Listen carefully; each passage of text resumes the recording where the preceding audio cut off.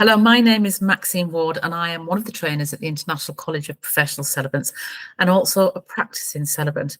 And I want to talk to you today about courage and its role in celebrancy. So you might be thinking, well, actually, I'm frightened of standing on my feet and nervous about that in front of people, which is one obvious area where you're going to need courage in order to become a celebrant.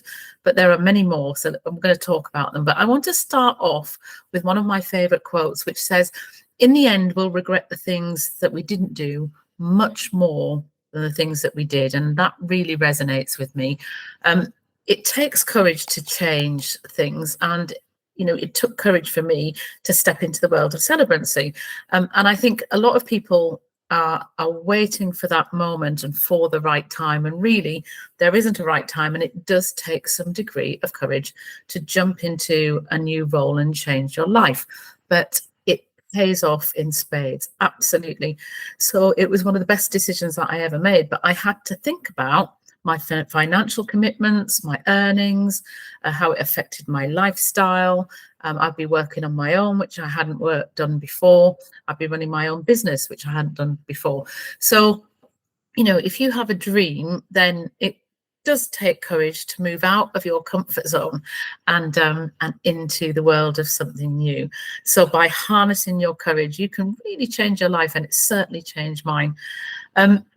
So our training is a week. It's a life-changing experience for a lot of people who go on it. And they are really buoyed up when they leave, really excited. And then they get home and then they are on another threshold, if you want. And that threshold is getting started in your business. You may not have run your own business before. You might be fearful of working for yourself. Marketing and social media might terrify you, and we would have supported you in a week's training, but you have to have the courage then to get started, to reach out there and tell people about the wonderful role of a celebrant and how it can help them celebrate all lives of passage, from the welcoming of a newborn through to the love and expressed for somebody who's passed away. So then I guess once you get going, it's keeping going. So when you try something new and you're starting off something new, it can be tough, can't it? Because you don't know what you don't know. And if you have the courage to reach out, there are lots of people that can help, especially in the ICPC network. So there's always somewhere there to help you. If you ask a question on the Facebook group or you call our team, you can get the support you need. And there's always somebody who's got knowledge and experience in doing that. There's also the business side of being a celebrant and all of the admin. And I personally am not a great big fan of admin, and I've got to really have some discipline to make myself sit down and do that. I just want the family bit and the ceremony bit, and not all of the paperwork and everything in between. And sometimes we can feel a little bit overwhelmed if we're in spaces that we're not familiar with. So courage is required. Again, the courage to keep going, the courage to educate yourself, and the courage to ask for help. And that's always a biggie for some people, isn't it?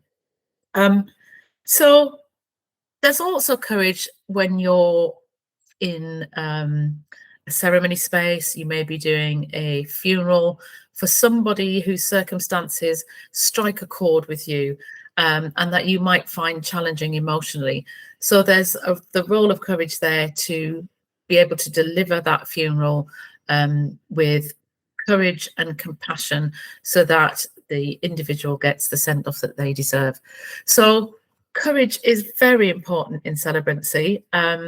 And if you'd like to hear more about becoming a celebrant, please go onto YouTube and have a look at more of our videos, or you can go online and take our quiz to see if celebrancy is for you, or you can give us a call. We'd love to hear from you.